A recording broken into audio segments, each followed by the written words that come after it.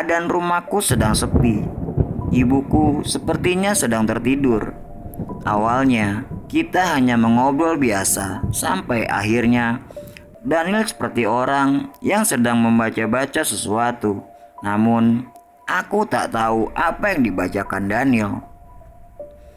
Aku dan Hari hanya bisa terdiam sambil memperhatikan Daniel. Dan tiba-tiba Hari seperti orang yang sedang kerasukan. Sontak kejadian ini membuat aku kaget dan akhirnya membangunkan ibuku dari tidurnya. Daniel mencoba menenangkan Hari dibantu aku dan juga ibuku. Sampai akhirnya Hari kembali sadar. Aku langsung memberikannya air untuk Hari. Ibuku langsung mempertanyakan apa yang sebenarnya terjadi. Daniel mencoba menjelaskan, tapi ibuku tidak percaya dengan apa yang dibilang Daniel dan juga Hari. Ibu tidak suka dengan kehadiran Daniel dan Hari. Akhirnya mereka dua pergi. Sebelum pulang, Daniel bilang kalau di pojok dapur ada sosok tinggi besar hitam. Entahlah dia ini benar atau tidak. Aku juga sebenarnya kurang percaya dengan Daniel. Ibu bilang padaku, ibu tidak suka aku dekat-dekat dengannya. Akhirnya aku putuskan untuk menjauhi Daniel. Waktu terus berjalan dan gangguan tetap saja datang. Di saat aku tidur tengah malam atau subuh sekalipun, selalu saja aku kena rep-repan atau ketindih setan. Makin kesini, makin saja gangguannya. Hampir di setiap malam, aku sering bermimpi berhubungan badan dengan laki-laki yang berbeda-beda di setiap malamnya. Dan yang bikin aneh lagi, aku suka tiba-tiba basah sendiri yang keluar dari kemaluanku. Aku merasa aneh dan ini sangat tidak wajar. Semenjak kejadian ini, aku jadi menyendiri dan tak berani bercerita pada siapapun karena bingung bercampur dengan rasa takut. Setelah waktu berjalan cukup lama, akhirnya aku memberanikan diri buat bercerita masalahku ini pada orang lain. Tapi lagi-lagi aku bercerita dengan orang yang salah. Sebut saja Kak Siska. Kak Siska ini kakak ipar dari sahabatku yang bernama Ani. Beberapa kali aku dan Kak Siska curhat hal-hal biasa. Sampai akhirnya aku memberanikan diri untuk menceritakan masalahku ini. Karena aku mempercayai Kak Siska dan dia pun mempercayai aku. Aku ceritakan semuanya di depan sahabatku Ani dan juga Kak Siska. Di sana juga ada suami dari Kak Siska. Mereka bertiga mendengarkan perihal gangguan-gangguan yang aku alami. Setelah menceritakan permasalahanku, Kak Siska menceritakan hal yang sama. Aku sempat kaget, ternyata aku tidak sendiri. Entahlah ini sebuah kebetulan atau ini rencana buruk untukku. Yang ada di pikiranku saat itu hanya ingin semua ini berakhir. Kak Siska mulai menceritakan bahwa dia disukai genderuwo dan suaminya yang sedari tadi menyimak pembicaraan kami membenarkan cerita istrinya. Saat itu aku setengah percaya dan tidak percaya. Kak Siska berkata akan bantu aku. Kamu senasib dengan kakak, tapi kakak pasti bantu kamu kok. Itu juga kalau kamu mau kakak bantu. Kakak bisa sembuh berkat teman suami kakak. Kalau kamu mau nanti kakak kabarin setelah kakak ada di Jakarta ya. Kak Siska ini tinggal di Jakarta. Sesekali ia pulang sekedar untuk menengok ayah dan ibu tirinya yang tinggal di sini. Sebulan kemudian mendekati bulan Ramadan, aku sedang bermain dengan Ani dan kedua temanku di salah satu rumah milik tetanggaku. Kami duduk di terasnya sambil berbincang-bincang, ya seputar perbincangan anak-anak seusiaku dan diselingi canda tawa kami. Terasa handphoneku bergetar dari dalam celana panjang yang aku pakai. Kubuka pesannya dan itu pesan dari Kak Siska. "Kamu lagi di mana?" "Di rumah Teh Nani, Kak." "Kenapa, Kak?" Aku menjelaskan keberadaanku. "Kamu bisa kesini nggak? Tapi jangan bilang Ani." "Hah? Ke Jakarta? Malam-malam begini? Memang kenapa, Kak?" Dengan bingung, perihal pesan yang terkesan mendadak buatku. "Kakak sudah cerita masalah kamu sama teman suami kakak. Dan dia mau bantu. Kalau kamu mau, kamu harus kesini sekarang juga." Kak Siska mempertegas lagi maksudnya. Aduh, gimana ya? Ibu nggak akan izinkan aku malam-malam begini. Kakak yakin mama kamu pasti kasih izin kok. Kak Siska tahu sendiri ibu aku gimana. Aku juga nggak ada uang. Ada sih, tapi nggak banyak dan nggak cukup juga untuk ke Jakarta. Mama kamu biar nanti abang yang urus.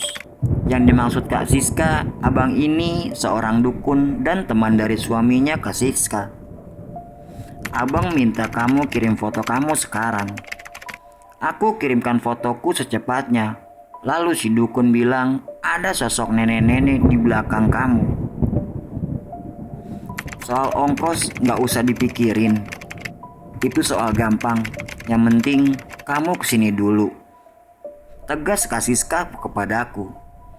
Ani dan kedua temanku hanya diam dan menatap bingung ke arahku. Entah berapa lama mereka memperhatikan kegelisahanku. Tidak menunggu waktu lama, aku pamit dan alasan disuruh pulang oleh kakakku. Sesampainya di rumah, aku bingung tak tahu harus bagaimana.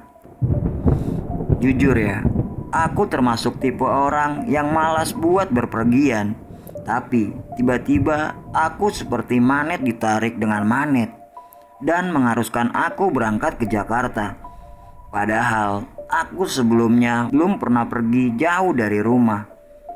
Ya Tuhan, aku tak tahu harus bagaimana. Kak Siska menjelaskan aku harus naik angkot ke arah Bogor. Dan dari sana naik kereta atau bus ke arah Jakarta. Kulihat jam dinding di dalam kamarku pukul 9 malam. Aku langsung bergegas mandi dan berpakaian. Setelah semua kurasa beres, aku berjalan ke kamar ibu untuk meminta izin. Dengan perasaan takut, aku membuka pintu kamarnya. Kulihat ibuku sedang merapikan tempat tidur. "Bu, aku mau ke pasar malam, baliknya nginep di rumah Ani." Tanpa bertanya apa-apa lagi, ibuku langsung memberikan izin untukku pergi. Dalam hati aku berpikir, apa ini perbuatan si dukun itu? Sudahlah. Kurai tangan ibuku dan kukecup, kemudian aku pergi.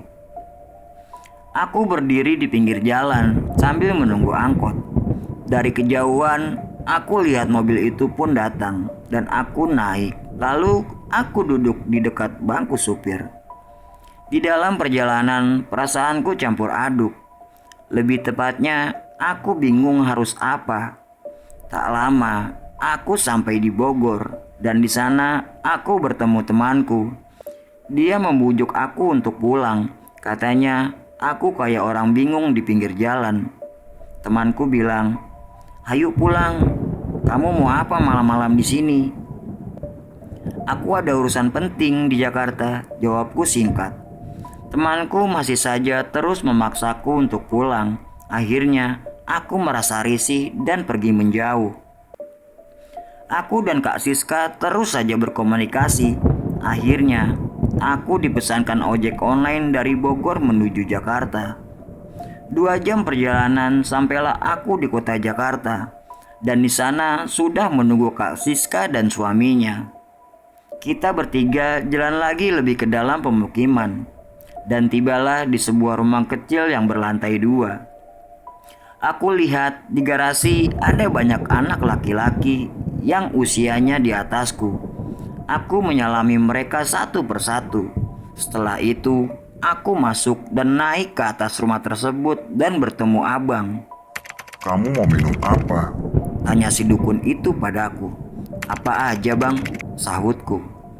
Anggur merah aja ya. Saya tahu kamu suka minum kan?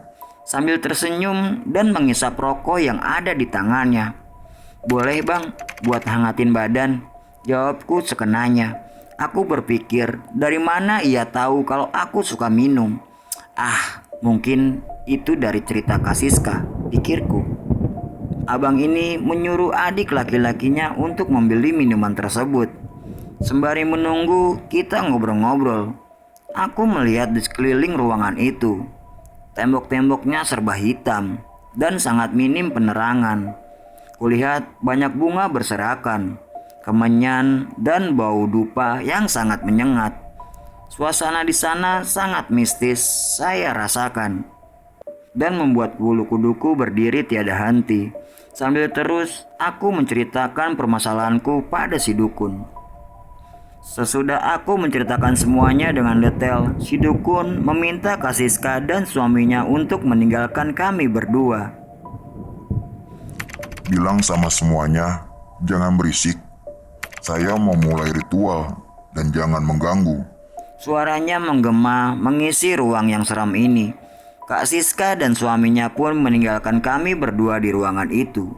Sebelum si dukun melakukan ritual, aku melihat dia mengeluarkan sebuah benda bulat dan ada sedotan 2 di atasnya.